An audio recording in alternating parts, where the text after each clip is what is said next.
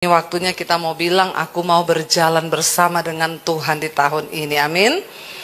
Saudara, Yesaya 41 ayat yang ke-10 itu adalah ayat dari tema pada hari ini yang diberikan oleh gereja. Ya, dan ini adalah satu ayat yang menjadi ayat emas bagi setiap orang Kristen. Ya, termasuk saya. Ya, bahkan saya percaya kalau masih Alkitab zaman dulu ini di stabilo warna pink. Iya Pak, iya. Ya, karena kita semua pegang ayat ini benar-benar kita amini karena memang ayat ini sangat powerful sekali. Ya, di sana ada tentang janji penyertaan Tuhan, ada janji tentang ya bahwa Tuhan akan meneguhkan, akan menolong, akan pegang tangan kita ya dan membawa kita kepada kemenangan demi kemenangan. Ya, namun maaf, tidak semua ayat ini terjadi dalam kehidupan orang Kristen. Karena harus ada alasan. Saudara, kitab ini mulai dari Yesaya 40 itu ditulis untuk untuk orang Israel yang ada di pembuangan di Babel. Selama 70 tahun mereka terbuang. Selalu saya sampaikan, siklus dari bangsa Israel itu adalah ditolong Tuhan, berdosa, dihukum Tuhan, bertobat, dipulihkan lagi, berdosa lagi, dihukum lagi, bertobat lagi, dipulihkan lagi, lalu berdosa lagi, dihukum lagi, bertobat lagi, dipulihkan lagi. Siklusnya itu seperti itu terus. Ya. Sehingga kita tahu di zaman perjanjian lama, Tuhan tuh selalu mengangkat nabi untuk menyuarakan suara Tuhan. Dan semua nabi yang dipilih Tuhan cuma satu yang disuarakan, yaitu tentang pertobatan. Itu tok, tidak ada yang lain. Cuma itu tok. Nabi-nabi itu bersuara hanya untuk membawa bangsa itu bertobat dan kembali sungguh-sungguh percaya kepada Tuhan. Mereka mengalami pembuangan di Babel, itu adalah satu keadaan yang tidak enak. Mereka kehilangan kebebasan, mereka jadi hamba di Babel, mereka kehilangan semua yang mereka miliki di tanah mereka sendiri dan dibawa dengan paksa di Babel. Mereka ada dalam keadaan yang tertekan, pahit hati, kecewa, takut, gelisah. Itu bercampur aduk, saudara. Ya, coba kita bayangkan kalau kita tiba-tiba ya lagi diam-diam di rumah, tiba-tiba terjadi satu keadaan politik yang tidak diduga. Lalu kita harus dibawa terpaksa dari Jakarta, dibawa kemana? Ke Poso lah ya, tempat saya saja. Ya, lalu saudara di sana dibawa dipaksa, tinggalkan semua yang saudara miliki di Jakarta. Saudara harus pergi ke kota yang bukan tempat saudara. Dan di sana saudara harus memulai hidup yang baru. Memulai satu pekerjaan yang mungkin saudara nggak mau, tapi harus diperhamba. Kenapa itu terjadi? Karena mereka berbuat dosa terhadap Tuhan dan akhirnya dihukum lalu dibuang ke Babel, yaitu selama 70 tahun. Kira-kira tuh enak nggak? Nggak enak. Tapi di saat itu akhirnya mereka berseru kepada Tuhan karena mengalami sudah tidak enak. Saudara, Tuhan itu tidak pernah berubah. Dari dulu yang namanya dosa itu dibenci oleh Tuhan. Jadi kalau saudara baca Alkitab, please jangan cuma baca perjanjian baru. Perjanjian lama itu tidak pernah dihilangkan. Ya, sehingga ada orang yang berkata, apa itu Debbie Basir, pendeta perjanjian lama? Hello, kita belajar sifat Allah dari perjanjian lama loh. Iya. Bukan berarti setelah ada perjanjian baru terus kita kompromi dengan dosa. Oh, kasih karunia perjanjian baru. Jadi ini pasti terjadi. Lalu kita dengan enaknya mengklaim firman Tuhan akan terjadi. No, saudara. Selalu harus ada alasan untuk firman itu terjadi, tergenapi dalam hidup kita. Ya, nggak bisa sembarangan. Tapi satu hal yang pasti, firman Tuhan berkata, setiap perkataan yang keluar dari mulut Allah tidak akan pernah kembali dengan sia-sia. Firman itu akan terjadi bagi orang-orang yang memenuhi syarat, karena ada tanda bintang, syarat ketentuan berlaku. Semua tempat itu begitu. Tidak ada yang gratis. Ya, tapi kan Tuhan Yesus sudah mati bagi dosa kita. Yes. Karena nggak ada satu orang pun bisa diselamatkan dengan perbuatan baik. Nggak ada.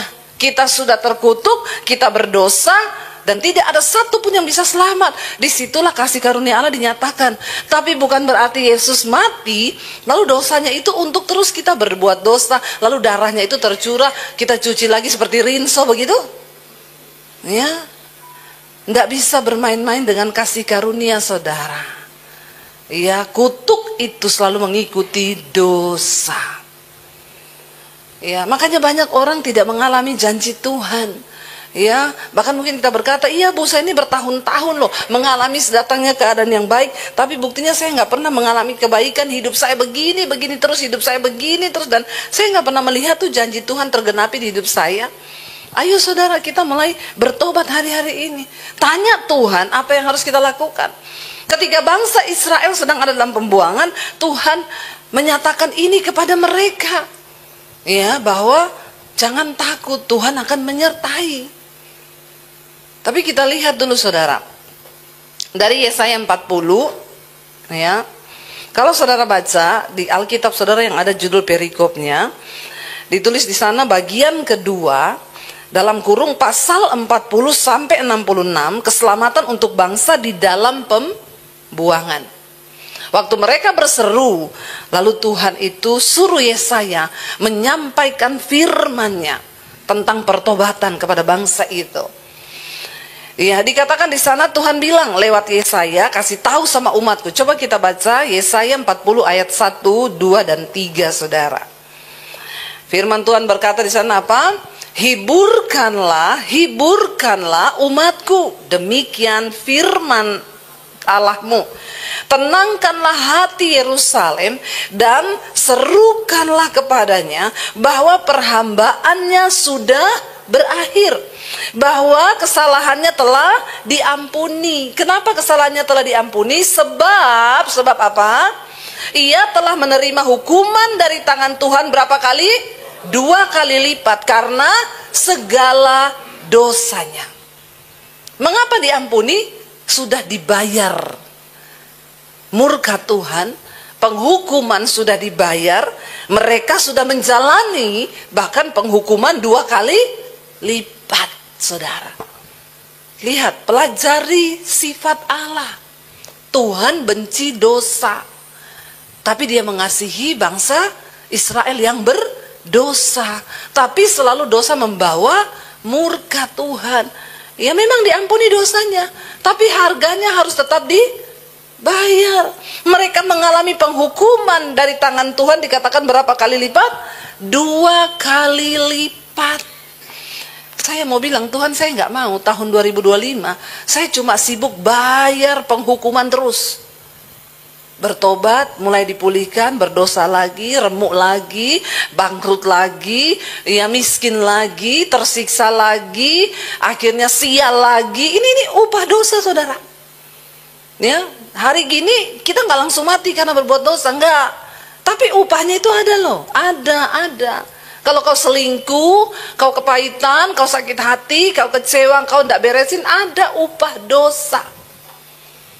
Ada upah dosa itu. Jadi hati-hati. Dengan jelas firman ini dikatakan kenapa mereka dibuang? Ya, lalu mereka berseru di pembuangan, sudah tidak tahan, Tuhan ampuni kami sudah berdosa kepada Tuhan, kami tidak percaya, kami bersinah, kami meninggalkan Allah, kami menyembah berhala, kami melakukan banyak kesalahan. Lalu Tuhan dengar jeritan mereka di pembuangan.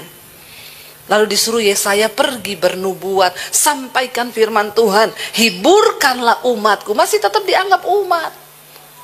Ya, tapi walaupun dianggap umat, tetap dihukum. Bapak Ibu, kalau anakmu berbuat salah, dihukum enggak? Dihukum. Itu bapak yang baik. Kalau kau tidak pernah menghukum anakmu jadi kurang ajar. Jadi anak-anak gampang karena nggak pernah dihukum. Maka Alkitab berkata, kalau anakmu nggak pernah kau hukum, dia akan menyusahkan engkau di hari tuamu. Ya, jangan biarkan anak-anak itu kurang ajar. Dia akan menyusahkan kita di hari tua. Makanya banyak anak-anak itu, saya dengar orang tua sekarang ngomong, Bu, saya ini di hari tua cuma sibuk bayar utang anak saya, Bu. Ini rumah saya lagi sudah mau dilelang gara-gara anak saya, anak saya. Saya bilang, siapa suruh kau jadi Tuhan buat anakmu? Kenapa kau gak pernah hukum anakmu? Ya, saya ajari juga anak-anak saya, kamu pulang malam nggak boleh ya, pulang di rumah tuh sekian jam sekian. Ya, kalau kamu pulang lebih jam segini, mana kunci mobilnya tak tahan, silakan kamu naik Grab. Kalau kamu masih anggap mami papi orang tuamu di rumah ini, ikuti aturan kita, nggak ngikuti keluar dari rumah. Mereka takut, saudara. Ya, itu yang benar. Bukan berarti kita nggak sayang. Justru kalau saudara sayang, kasih itu mendidik. Saya lihat banyak orang Kristen, anak-anaknya itu kebablasan. Kenapa? Nggak pernah dididik, nggak pernah dihukum. Tuhan itu menghukum supaya tobat, supaya kapok. Amin. Ya, kita juga pun begitu. Kalau kita buat salah, ditegur sama Tuhan kita. Ya, saya kemarin ada satu jemaat mesbah doa cerita, Bu, saya nih baru aja saya ditegur Tuhan. Kenapa? Dia itu dari luar negeri datang ke Indonesia. Ya, biasanya dia pesen hotel tuh sama, saudara. Biasanya dia diminta bayar kalau sudah mau check out. Tapi kali itu dia baru masuk langsung disuruh bayar. Mungkin karena rame kan, high season, ini banyak orang datang. Jadi kalau nggak bayar dulu nggak boleh masuk. Dia digituin, Bu, maaf, ini dilunasi dulu baru boleh masuk. Marah dia. Biasa merasa punya uang. Ya, orang kaya merasa kok. Lalu dia bilang, saya biasa nginap di sini loh. Kenapa kali ini saya diminta bayar? Biasanya juga tersinggung, ya.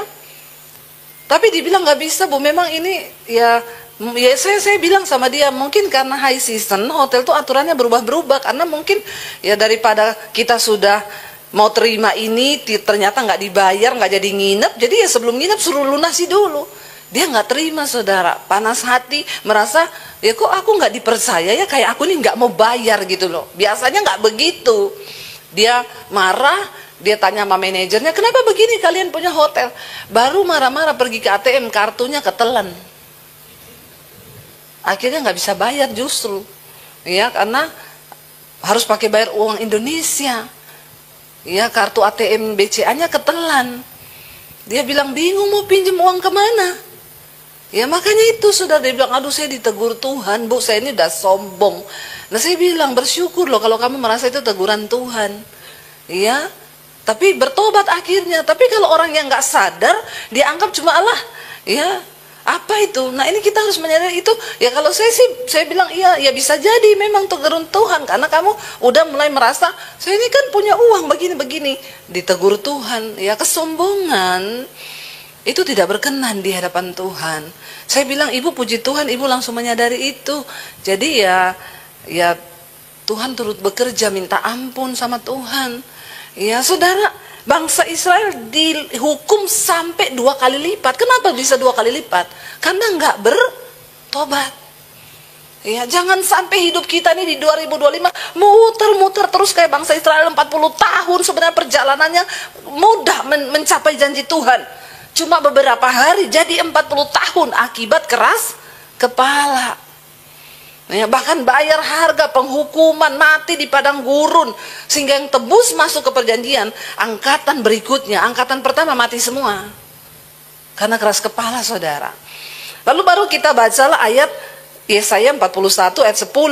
Saya sudah kasih prolognya di 40 dulu, saudara, biar tahu. Jadi jangan sembarang jadi orang Kristen main klaim ayat. Perlu kita belajar Alkitab biar kita tahu, oh ini pembahasannya apa. Ya bayangkan kalau sudah main klaim ayat ini, kok nggak terjadi ya? Ya kok ini saya sudah stabilo merah loh. Aku percaya Tuhan menyertaiku, Tuhan mengenai. Padahal Tuhan bilang, siapa sih lu? Ya, perlu tahu firman Tuhan. Jadi kita ngerti jalan ceritanya, alurnya, sifat Allah itu seperti apa. Kenali Tuhanmu. Banyak orang Kristen nggak kenal Tuhan. Sembarang dia bikin dosa. Sembarang dia menginjak-injak kasih karunia. Ya, makanya hidupnya tidak pernah mengalami berkat Tuhan. Nah, baru kita baca yuk Yesaya 41 mulai ayat 8. Saya pengen kita baca mulai ayat 8. Kalau saudara lihat, di sana judul perikopnya Israel hamba Tuhan. Dari pemberontak diampuni taat lagi, berubah jadi Israel hamba Tuhan. Siapa hamba Tuhan? Bukan pendeta. Hamba Tuhan, orang yang taat kepada Tuhan. Jadi saudara juga adalah hamba Tuhan. Kalau mau taat, bilang kanan kirimu, kamu tuh hamba Tuhan loh. Ya. Karena banyak pendeta juga bukan hamba Tuhan ternyata. Kalau nggak taat sama Tuhan, ya bukan hamba Tuhan. Walaupun punya jabatan pendeta. Israel hamba Tuhan, maka Tuhan ucapkan ini, yuk. Tetapi engkau, hai Israel hambaku, hai Yakub yang telah kupilih, keturunan Abraham yang kukasihi, ayat 9. Engkau telah kuambil, kupanggil dari penjuru-penjurunya. Aku berkata kepadamu, engkau hambaku, aku telah memilih engkau dan tidak menolak engkau. Waktu kita mau taat, Tuhan tidak tolak. Sekalipun kita pernah berdosa, sekalipun hidup kita pernah kotor, asal kita mau bertobat jadi hamba Tuhan, Tuhan tidak menolak. Baru diucapkanlah janji ini. Ayat 10 baca bersama. Janganlah takut sebab aku menyertai engkau. Janganlah bimbang sebab aku ini Allahmu. Aku akan meneguhkan, bahkan akan menolong engkau. Aku akan memegang engkau dengan tangan kananku yang membawa kemenangan. Amin. Saudara, kalau Tuhan yang berkata janganlah takut, dalam hidup ini banyak alasan yang bisa membuat kita takut menghadapi masa depan. Saya bersyukur waktu saya keluar dari rumah, ayat ini jadi ayat pegangan saya. Salah satu ayat pegangan saya. Ya, karena waktu itu saya seperti anak ayam yang kehilangan induk, nggak tahu mau kemana, mau berpegang pada siapa, tidak ada jaminan sama sekali. Cuma Tuhan. Dan saya pegang ayat ini, Tuhan bilang, jangan takut sebab aku menyertai engkau. Saudara, kalau orang disertai saja oleh penjaga, oleh orang yang punya jabatan, kadang dia bisa merasa aman. Saya ketemu sama seorang teman orang kaya, rumahnya jaga tentara. Saya bilang, kenapa Pak rumah jaga tentara? Ya lebih aman gitu. Ya, dijaga tentara aja dia merasa sudah aman. Apalagi kita ini dikatakan disertai Tuhan. Waktu masuk 2025, ya kita lihat banyak bencana, ya terutama pesawat, ya. Ketika pesawat Al Jazeera tuh kayaknya jatuh, ya. Lalu dia harus mendarat tanpa rodanya, nggak bisa kebuka dan terpaksa mendarat darurat. Yang meninggal itu cuma yang di bagian tengah, yang belakang dan depan itu selamat. Lalu besoknya keluar berita, saya baca, para peneliti lagi meneliti kira-kira tempat duduk yang aman di pesawat itu di tempat duduk mana. Ya, apakah di bagian depan, bagian tengah atau bagian sayap. Ya, karena dari pesawat itu ternyata ada yang hidup. Baru mau dipelajari, tiba-tiba muncul berita. Ya, pesawat Korea Jeju jatuh dan semuanya mati, bukan jatuh, mendarat darurat juga. Ya, katanya ada burung masuk di baling-balingnya dan terpaksa mendarat darurat dan semuanya meninggal. Saya mau bilang saudara, nggak ada tempat aman di pesawat. Jangan salahkan burung, itu cuma cara, tapi memang mereka sudah waktunya dipanggil. Nggak usah cari-cari tempat aman. Pokoknya percaya, kalau belum waktunya mati, nggak mati. Tapi kalau sudah waktunya, biar nggak naik pesawat, di kamar mandi juga bisa mati. Nggak usah ditambahi dengan kekuatan manusia, mau coba melindungi diri, mau coba ini, ya. Di Instagram itu loh, dengan berolahraga 1 jam, menambah umur 3 menit. Jadi orang olahraga 10 jam, lumayan nambah 30 menit. Kalau 1 hari 10 jam kan nambahnya 30 menit. Pret. Ya, apakah kau bisa menambah? Tuhan bilang, dengan kekhawatiranmu kau bisa tambah sehasta pada jalan hidupmu aja kagak. Apalagi umur. Sehat iya di tangan kita, tapi umur di tangan Tuhan. Makanya ada atlet gym mati ketiban alat berat. Masih muda. Tiap hari olahraga 20 jam malah. Apakah menambah umur 3 menit? Kagak. Yuk, kita ini harus bergantung pada Tuhan, percaya pada penyertaan Tuhan, bukan hanya ketika kita hidup, bahkan kita mati pun, kalau bersama Tuhan, itu sebuah keuntungan. Iya, udah percaya aja, nggak usah juga terlalu takut mati.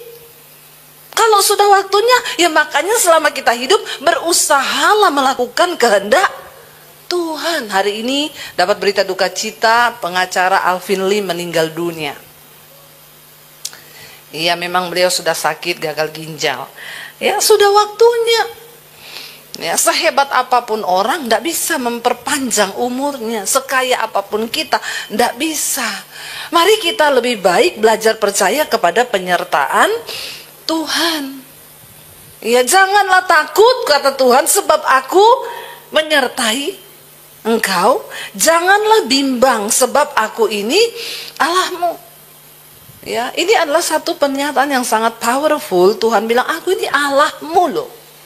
Allahmu. Jadi tidak usah bimbang. Aku akan meneguhkan, bahkan akan menolong engkau. Aku akan memegang engkau dengan tangan kananku yang membawa kemenangan. Saudara, kalau kita rindu disertai Tuhan, kalau kita rindu Tuhan menyertai perjalanan hidup kita, percayalah Tuhan itu terlebih rindu menyertai kita. Dia terlebih rindu. Seperti bapak yang ingin selalu menyertai anak-anaknya, seperti orang tua yang ingin selalu menyertai kita. Orang tua pengen lakukan yang terbaik kan buat anak. Kalau memang kita diberkati, kenapa kita nggak mau beliin mereka rumah misalnya? Itu kan kerinduan kita. Kita pengen anak kita masa depannya terjamin. Kita pengen itu, apalagi Tuhan. Cuma dia juga tidak bisa mengingkari janjinya bahwa dosamu itu menghambat semua berkat Tuhan atas hidupmu. Mari kita bertobat. Jaga hati, jaga hidup, jangan sombong, buang segala dosa, kenajisan, percabulan, kepahitan, kekecewaan, buang supaya kita punya hidup yang berkenan, layak untuk terima berkat Tuhan. Karena ada orang-orang yang tidak layak terima berkat Tuhan. Ada, ya saya pernah bersaksi kemarin kalau nggak salah.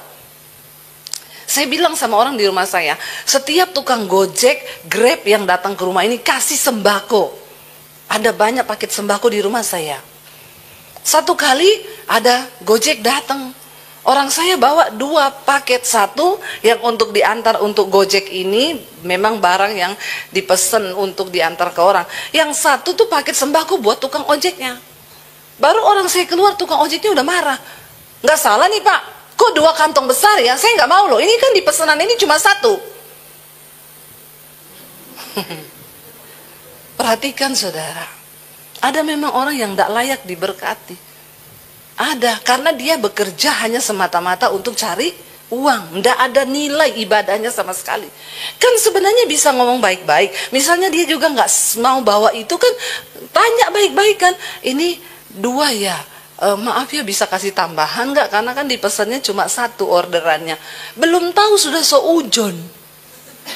Ini namanya seujon. Ya, baru saudara keluar, nggak mau loh saya, itu kan 2 berat ya, nanti bisa celaka juga saya kalau bawa itu. Orang rumah saya bilang, oh iya Pak, nggak apa-apa, ini bawa aja paket yang memang harus Bapak bawa. Ini tadinya paket sembako untuk Bapak, tapi kan Bapak nggak bisa bawa 2, nanti kecelakaan ya, jadi nggak jadi Pak. Oh bisa Mas, nggak apa-apa, jangan nanti kecelakaan Bapaknya. Saudara, ayolah, please, jadilah orang yang layak menerima berkat Tuhan. Ya, jadi orang yang layak menerima berkat Tuhan gitu loh. Kenapa? Karena ada alasan Tuhan untuk memberkati kita. Saya pergi ke Solo pelayanan di satu gereja, ketemu sama teman pelayanan dulu pemain musik, teman suami saya. Saya bilang sama suami, kasih dia berkat loh. Kita lama nggak ketemu dia, dia masih pelayanan, hidupnya susah saya tahu. Yaudah suami saya tanya kasih berapa, saya bilang sekian juta, taruh di amplop saudara. Ya, waktu saya masuk ke gereja, dia makan di kantin gereja. Lalu kami sempat bersapa, hey bro apa kabar gini nih. Saya bilang nanti selesai ibadah kita ketemu. Oh iya. Selesai ibadah kami cari orangnya. Loh Pak, tadi si ini mana? Tadi kan ada di kantin. Iya Bu, dia cuma datang makan.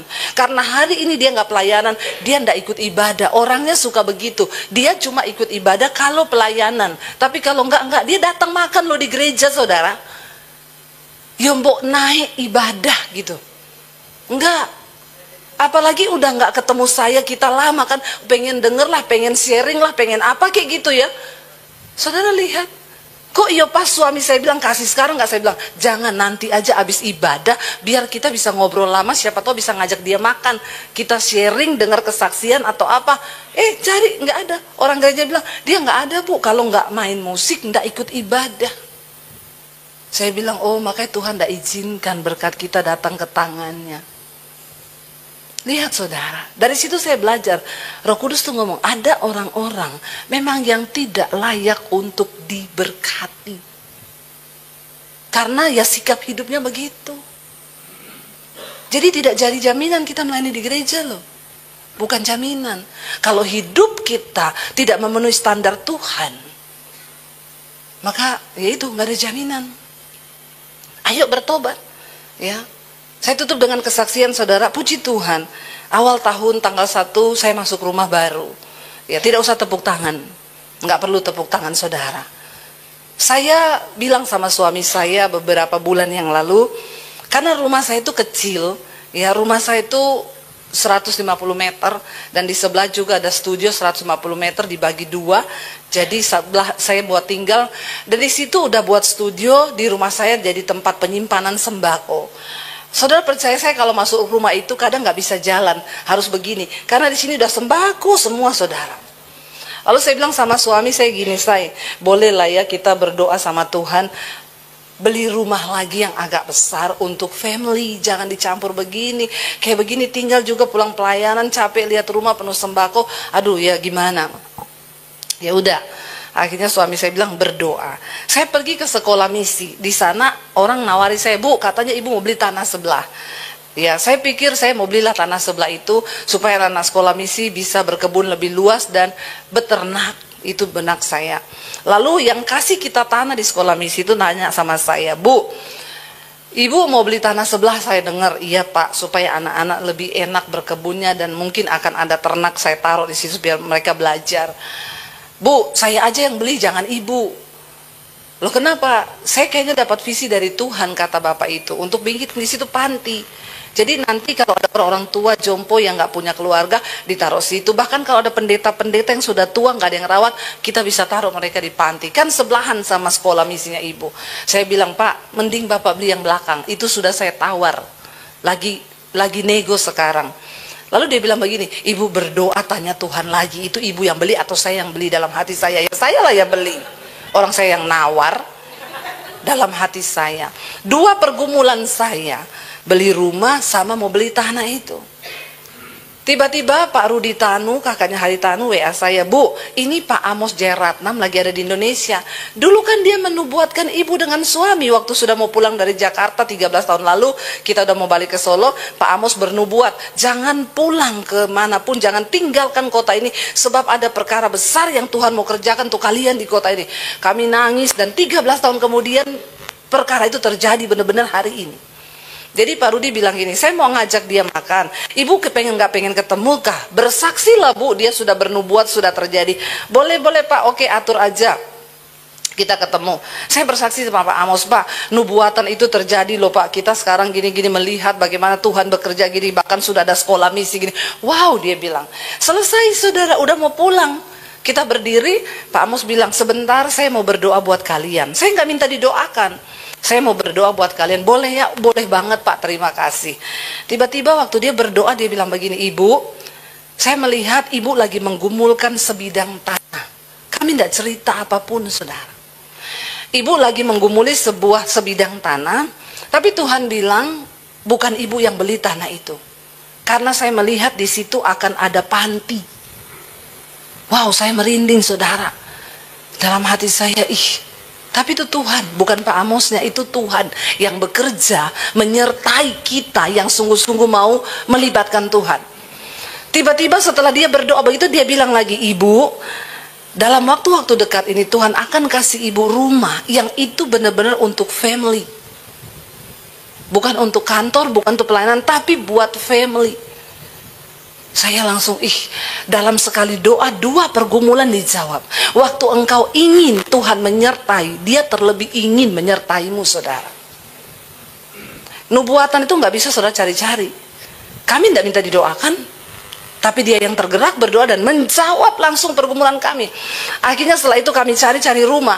Itu rumah saudara, kami dapat itu mujizat, harganya sekian, di bawah separuh. Sampai pajak nggak percaya. Ini nggak mungkin beli rumah ini di daerah begini cuma harga segini. Lama baru bisa proses karena tidak dipercaya, disurvei, dipanggil yang punya, bikin tanda tangan, surat pernyataan. Dia nggak percaya harganya segitu. Karena memang di sebelah-sebelah itu harganya mahal, saudara. Tapi waktu Tuhan bilang, aku menyertai engkau, aku akan meneguhkan engkau, menolong engkau, bahkan memberikan engkau kemenangan. Ada begitu banyak hal yang di luar logika kita bisa terjadi waktu kita melibatkan Tuhan dan menyertai kita dalam hidup kita. Amin. Ayo 2025 stop berjalan dengan kekuatan sendiri, minta Tuhan sertai. Jangan takut, Dia menyertai kita. Senang para imam musik maju ke depan. Kita naikkan pujian tadi, saudara. Kita mau bilang, ku tidak takut Tuhan, sebab Engkau yang beserta dengan kami. Kami juga tidak bimbang, sebab Tuhan itu Allah kami yang menyertai hidup kami. Ayo belajar percaya sama Tuhan, supaya jangan saya saja yang mengalami Tuhan, tapi kita semua boleh mengalami janji Tuhan itu. Bangkit berdiri bersama.